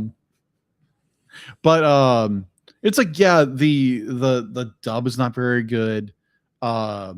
It's got some fairly decent, including a rapping dog. I didn't realize that the rapping dog in it. Why is there a rapping dog in this movie? I mean, technically, he wasn't a dog or rapping in the film. But... Oh yeah, I know that. Why is there a rapping dog in Titanic? Anyways, because it's party time. Oh my gosh. Anyways, it's like there's a lot of why in the world is this here? This story makes no sense. Like, can we get a little more explanation about what's going on? Motivation, something other than, beefcake smash. That's what I keep thinking. Thanks, Artsy. Beefcake smash. That's all I think about this movie now. It's just beefcake smash with no brain function. The irony being that sounds like an attack from My Hero Academia. It does. Oh, brother. But yeah, be like, if you want to go watch it for yourself, you can go find it on YouTube or whatever. because it's not available anywhere. So in those cases, like, yeah, go find a good representation on YouTube. Go find it for yourself. Go watch. Again, it's very ultra violent. Fair warning. Fair 'Cause warning. we didn't know that going into it. Well, like, yeah, And I kind of knew, but I also didn't know. I knew it was ultra violent because that's what everybody kept telling me. And yeah, ultra violent. It's very flashy and colorful. If you have epilepsy or seizure prone, be like, I didn't have any issues. I don't think I did, but it might be like one of these, final moves. Be like, you're dead. You don't even know it yet. Just wake up in the morning like, no, stupid kid. Yeah. Anyway. that's why I had a seizure, because I had one of those delayed delayed punches. hits. Delayed epilepsy, not epilepsy. I don't know the right word. Seizure. I know it's seizure, but I There's mean seizures. anyway. Either way. Non-epileptic seizures. Right. Anyway. Yeah. So that was I got attacked by this movie. It was delayed until the morning. I went, yeah. So with this movie, Again, be like, I'm not making fun. I am not making fun of people who have seizures. I have seizures, so I just make fun of my own. So, do this as well. So this week we had hyper masculine, hyper adult movie. Next week we have a hyper feminine, hyper childish movie. Oh gosh, it is. It is Because that one. next week is the Care Bears movie. The only movie The movie that saved Nirvana after the horribleness of rock and roll. Oh my god, you're not kidding. The movie, the cartoon translate to movie, the only one who succeeded at all, the other ones flopped. I'm not kidding. Go look at the history. It's so bizarre. Care Bears, the movie, was the one who made it. Everybody else just flopped. But that is next week. Why don't we play some bumpers or Yes. play the intermission and get to some Batman? Yes. This podcast is a proud member of Culture Box. Whether you enjoy geeky reviews, comedy, or original fiction, you can open up the Culture Box and find something excellent for your soul. Point your web browser to culturebox.media. This week we suggest checking out Geek Devotions. Geek Devotions is a collaboration of devoted geeks that are devoted to letting people know that they are loved. They produce a weekly geek culture-infused devotional, their podcast, Talk, and written articles, all designed to encourage and challenge people in their geek communities, bridging the gap between their faith and their geekdoms. You can find all their content at geekdevotions.com. The Cellcast would also like to thank the following patrons: Artsy Steph, PaulJPowers.com, The Book of Gaming, Edwin Gonzalez, and the Monster Island Film Vault. Thanks, Nate. If you would like to have your name shouted on the show, plus episodes of our patron exclusive show, We're Just Super Saiyan, restarting very soon, and our extra TAS X-Men 97 Season 2, you can donate to our Patreon at the $1 level. At the $5 level, you get that plus uncut episodes of the Cellcast with no ads, plus special art from Jacob. And at the $10 level, working on it, you can force us to review a film of your choice within reason in 2027, because 2026 is all filled up. Locked up. Also, please check out our Redbubble store for stickers, t-shirts, and various other things, which you can find the links to that in the show notes, in the Linktree link. Yes. And if you want to support us without spending any money, please rate, review, and subscribe to us wherever you found us, and share us with your friends.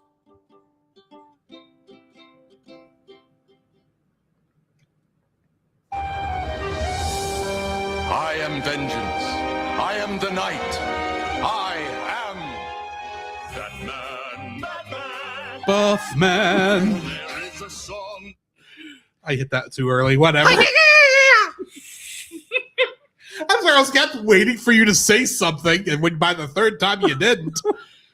I was trying to figure out something so stupid, and it was like, beefcake, beefcake, beefcake. And it could have been He-Man. Wait, that's the wrong show. Berserk. No, wait a minute. This is the wrong Yes. movie. Batman, the animated series. First episode of the evening is Old Wounds. First aired October 3rd, 1998. It was production episode 102, broadcast episode 103. Directed by Kurt Gita and written by Rich Fogel. Synopsis for this one. Dick Grayson reveals to his successor the secret of the strained relationship with his mentor and Barbara Gordon.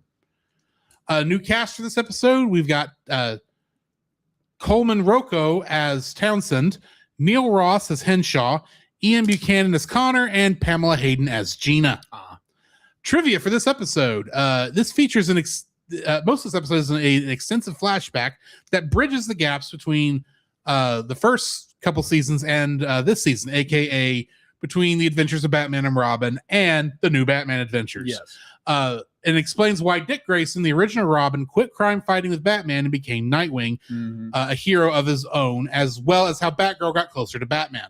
The flashback was adapted into issues number 1 and 2 of the limited series The Batman Adventures, The Lost Years, written by Hilary Bader, with artwork by Bo Hampton and Terry Beatty, which came out 9 months before this episode aired on Kids WB. Really? Issue number 3, which was never adapted, expanded on what happened to Dick Grayson after he left and how he became Nightwing. We did see some growing tension and changing nature of Bruce and Dick's relationship in the last couple episodes of The New Adventures of Batman and Robin. Yes, we did. With the episode Robin's Reckoning Part 1 and 2 and Night of the Ninja. Yes. But it seemed to worsen in the flashback as Batman became more driven in his mission. This is the second episode to feature all 4 Bat family heroes, Batman, Robin, Batgirl, and Nightwing, in their costumes, although Batman and Batgirl are only seen in the flashback. The other episode to show all 4 heroes in costume was Over the Edge. However, neither episode showed all 4 together in costume at the same time. Yeah. You know how hard that'd be expensive that'd be to animate? Not just like if they're just standing in costume. Yeah. That's true. This is the only episode to feature Dick Grayson in his Robin costume of the new Batman Adventures, as he is Nightwing in the present day and no longer using the Robin identity. Interestingly, Dick Grayson's old red and green Robin costume is the only design used from the original 3 seasons in the flashback sequence. Batman, Batgirl, and even the Joker all feature their new revamped looks and costumes that they regularly wear in this season. However, in the comic book adaptation, the character feature are their original designs and costumes from the original show, and it's, so yeah, it uses all the original ones in the comic. I gotcha. What are your thoughts on this episode? Oh my gosh, I'd be like, when I first saw this episode was a long time coming. I think. Yeah, agreed. I'd be like, it's a good explanation to why Dick Grayson became Nightwing. I think in the comics originally he was becoming more disillusioned with what Batman was doing, and then he got an offer to become Nightwing with the Teen Titans. But I think it's done very well. It's the fact that he became so disgruntled, like Drew said, the fact to be like Batman's methods have become more and more harsh. The fact to be like Batman is willing to interrogate a suspect in front of his kids and his wife or what have you. And I think that's kind of pushed, poor Dick over the edge. And the fact to be like Bruce, missed his college graduation and all this stuff in order to, solve crime. Because again, Bruce is driven by his the vow he gave to his dead parents. And so, and there's a lot of where he becomes so hyper focused on it, he just forgets everything else, which again, Bruce Wayne is the persona where Batman is the mask. Yeah. So I think it's where Dick does say a lot. It's like, watch out, Bill. He'll drag you into everything and he'll just leave you in the dust about everything.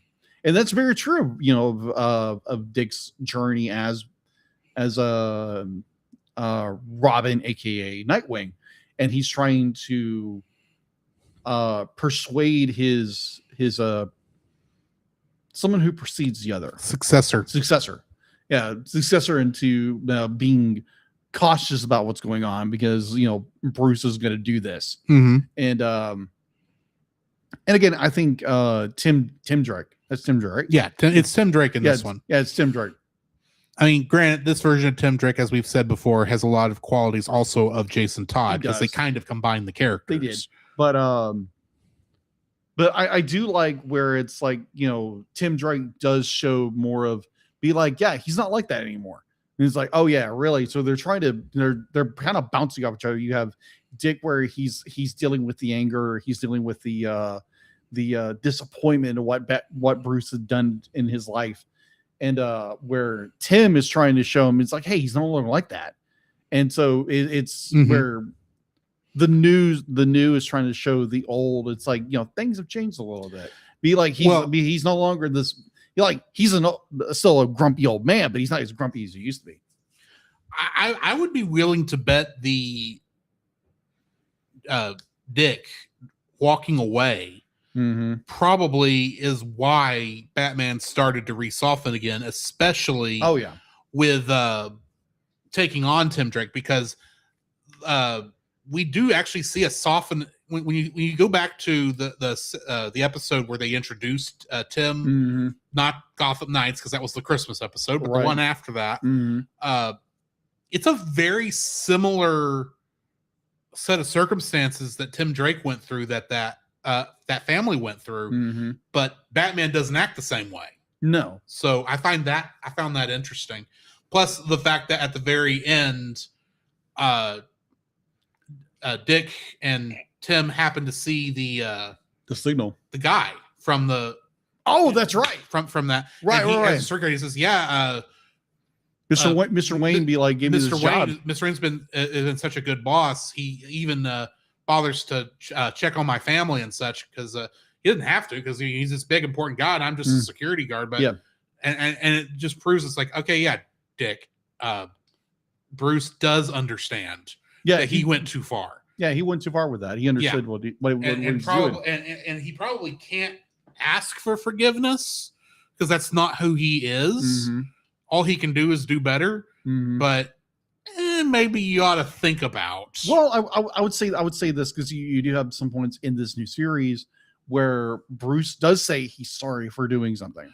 Be like it'd be like he has more of a reconciled heart with he's grown older, but he's still this very hard man that is, but be like there's little bits of him that has softened a little bit, like but we are talking about Dick Grayson. We are talking about Dick Grayson, first adopted son. Yeah, there's probably some things there that they probably really both have put it behind them, and neither one of them have been ready to talk. Obviously, Dick's not ready to talk with Bruce about those events up until now, because he's still, even in this episode, doesn't talk to Bruce about it. He's talking to Tim about it. Yeah. So probably, I would not be surprised if off screen, maybe they do sit down and talk about it one night.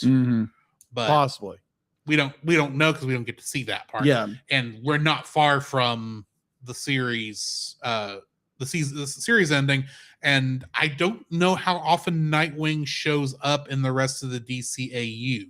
He shows up a little bit. He's not often, but I do like where Barbara Gordon does hop in, and she's concerned for Dick, and Bruce just literally lets her in the Bat Cave, and he already knows she's Batgirl. I'm sitting there watching, going, it's why do they not? Because I forgot they didn't know she was Batgirl.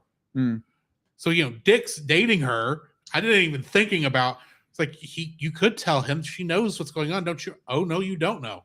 You don't know that she's Batgirl. No, she may not. Bruce does. I don't even know if she knows that you're Robin. No. He does. She doesn't. She definitely doesn't know that Bruce is Batman. No. So Bruce knows, though. Because I completely forgot. Oh yeah, they don't know at the end of season 3 that who all their secret identities are. No, but Batman knows. Oh yeah. But I love that scene where Barbara's looking around with Bruce, And Alfred comes and says, "Oh, Oh, I yeah. I see our secret is out. Yes, Miss Gordon, I am the Batman." And they both, it's like, really? Like, no, no it's one's going to fine. buy It's that. fine, Alfred. Alfred, sorry. Very good, sir. Very good, sir.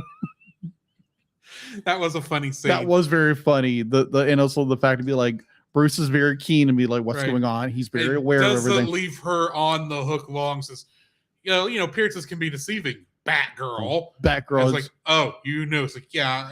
How did you find out? It's my job to know. I know these things. It's like, I know some other things too. You really should talk to your dad about it. Mhm. Which that does bring up a good point. It's like, so we do have that in Over the Edge. We have Yeah. that episode of Over the Edge.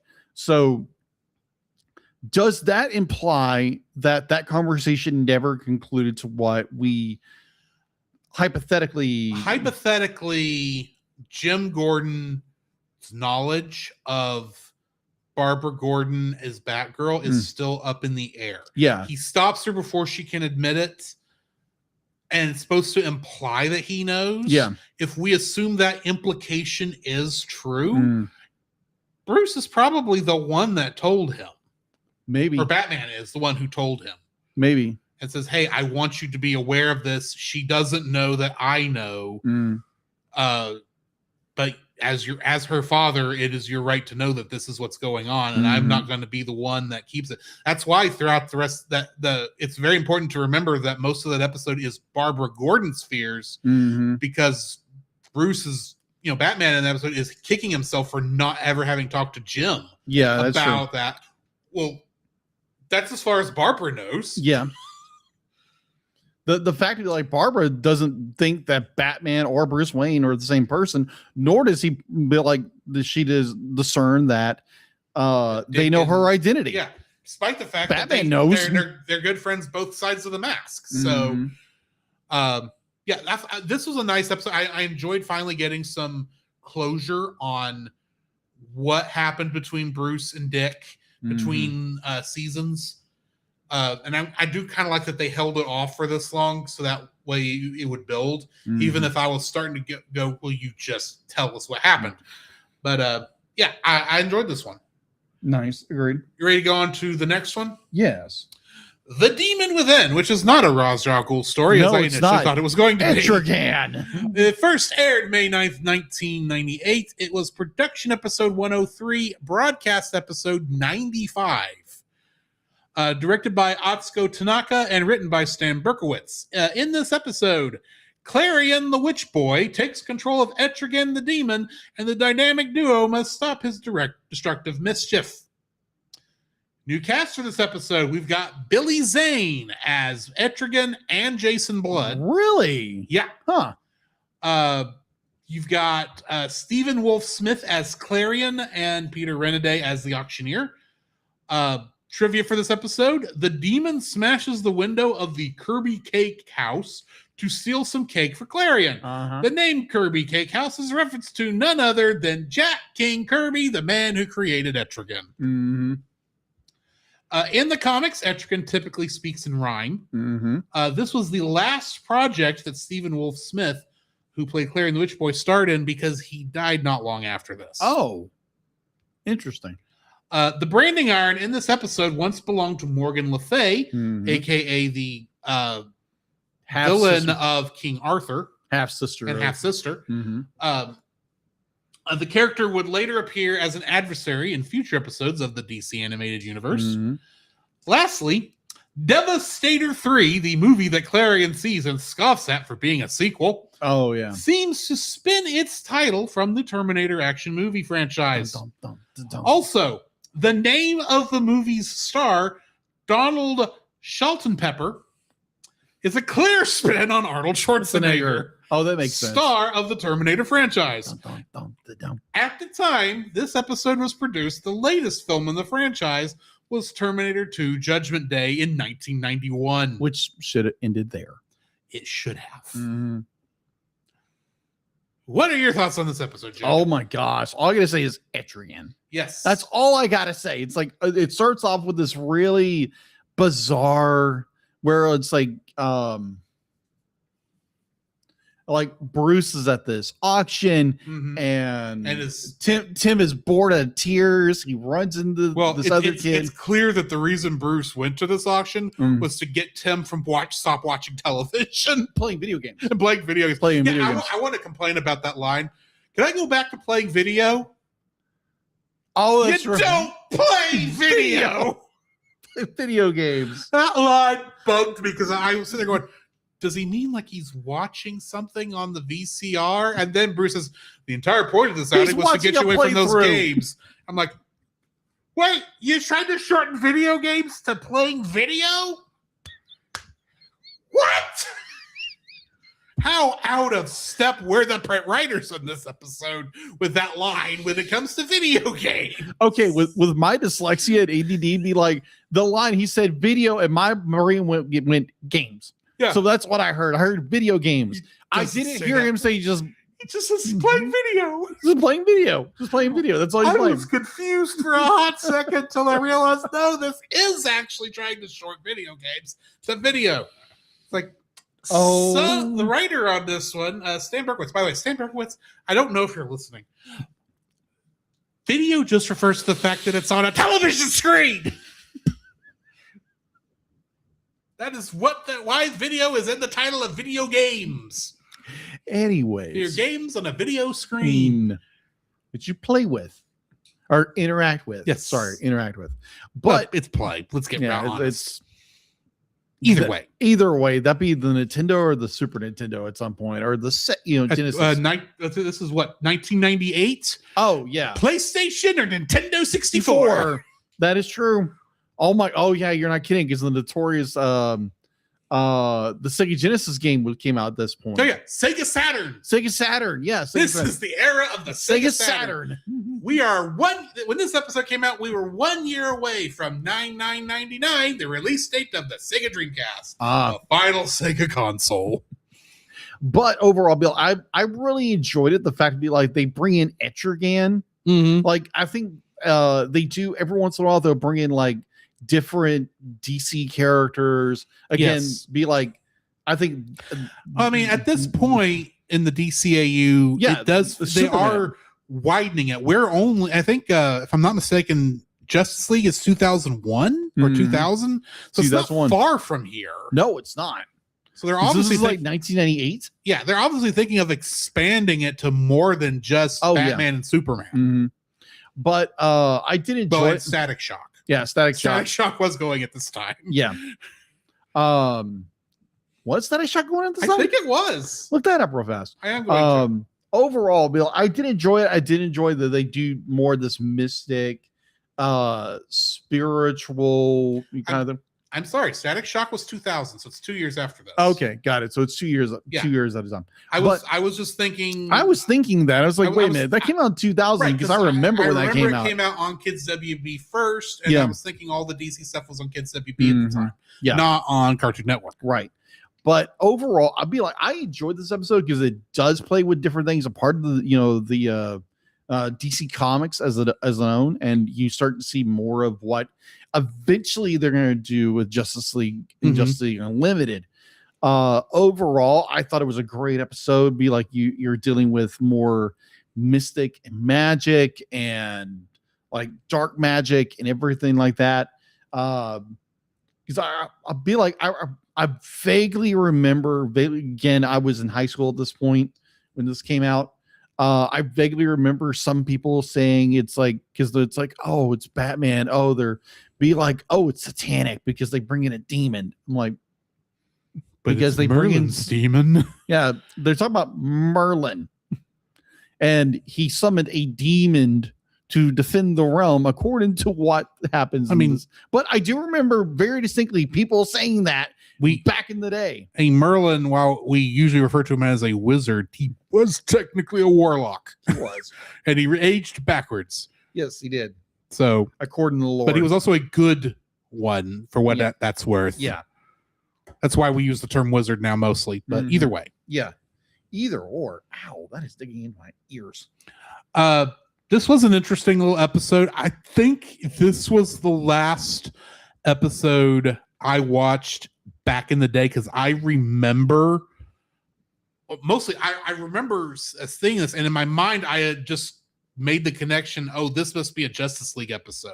Yeah, that makes Because sense. I don't remember much from the new Batman Adventures. I don't honestly either. And if you go back into our library back to when we did Sub-Zero, I mentioned that I had watched all of the Mr. Freeze episodes, which included the one we already did for this one, and being surprised that the artwork changed. So it tells you how much I didn't realize there was an artwork change until recently. So this one was in my mind for many years, but I had, just because I had seen it also with the Morgan Le Fay episodes with Etrigan in Justice League, I assumed it was connected there. I remember thinking this was an odd decision back then, but I mean, in many ways, this is kind of a fun episode. I just don't even think of Etrigan as a demon, if we're being honest. That is fair. He is, but I don't think of him that way. No, I agree. It's and it's a fun episode. It's where Etrigan gets a new master, and all he wants to do is do kid things and cause chaos. He's still a kid. He's still a kid who's a spoiled brat. Mm-hmm. It's like, oh, I don't get what I want. Wah, destroy this. I still want to know why being a witch boy makes his hair grow into horns. That's fair. That's a weird design choice, but that is a weird. That's what they did here.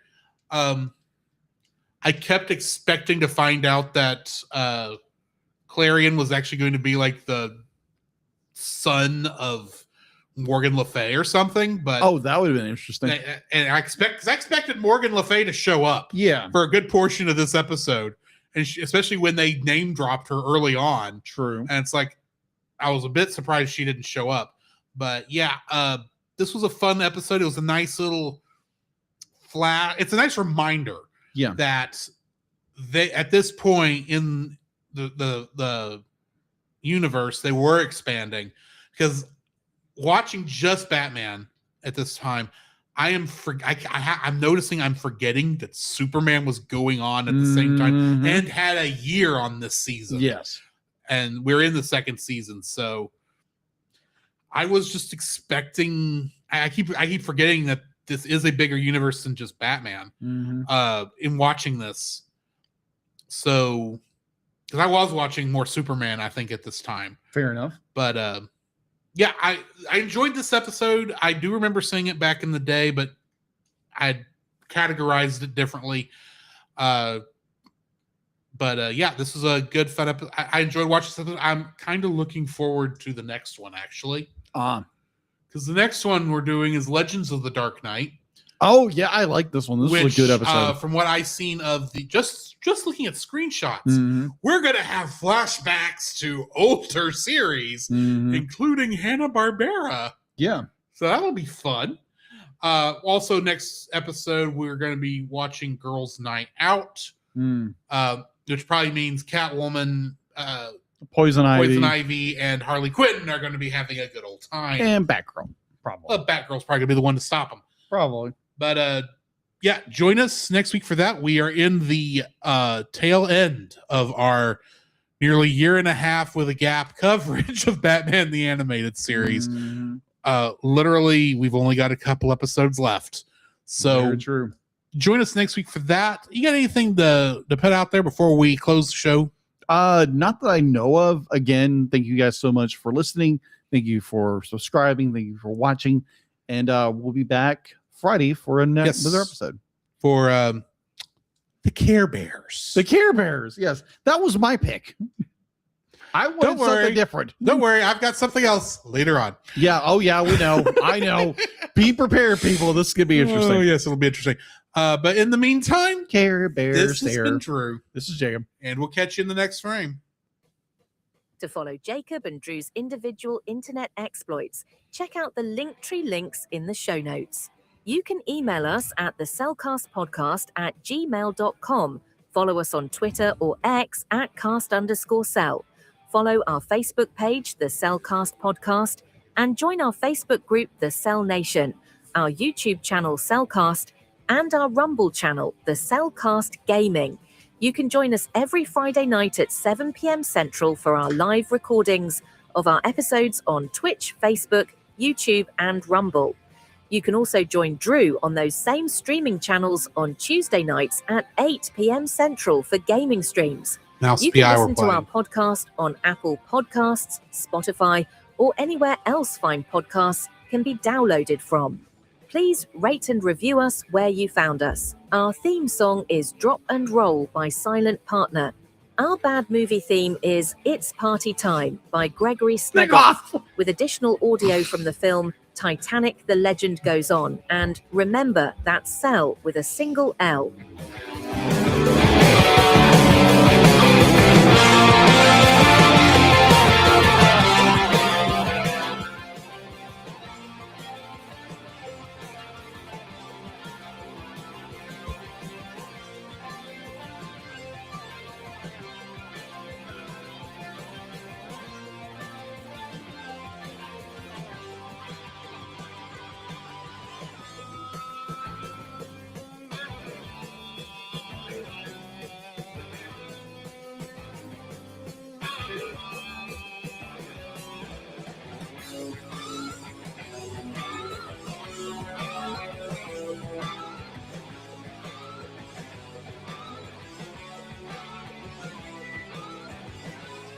Nani? The Cellcast is recorded in front of a live. What's his digestion? You know there's something you should know, so I'm gonna tell you so. It's Bad Movie Month on the Cellcast. Don't sweat it. Forget it. Enjoy the show.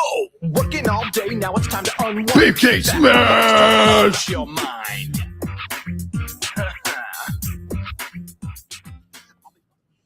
Bucky nuts. That's the end of the episode, guys. Thank you all for joining us on the Sunday. We will be back to our regularly scheduled Scheduled programming, programming. hopefully this Yes. Friday. Yes. And of course, you join me on Tuesday for Mouse PI. Mouse PI? Mouse PI, as in private investigator. I knew that. Yeah. The game of the game is Mouse PI Ah. for hire. Oh, okay. So he Mouse does. So, PI for hire. That's the so name of the it. mouse doesn't drive a red Ferrari? No. Oh, okay. And he doesn't wear like a snazzy it's shirt? 1930s noir style game, Oh, okay. but with rubber hose animation like the old Mickey Mouse cartoons Oh, from okay. that era. Gotcha. Anyway, join us for all of that. I'm not going to rate anybody today, but y'all have a great evening.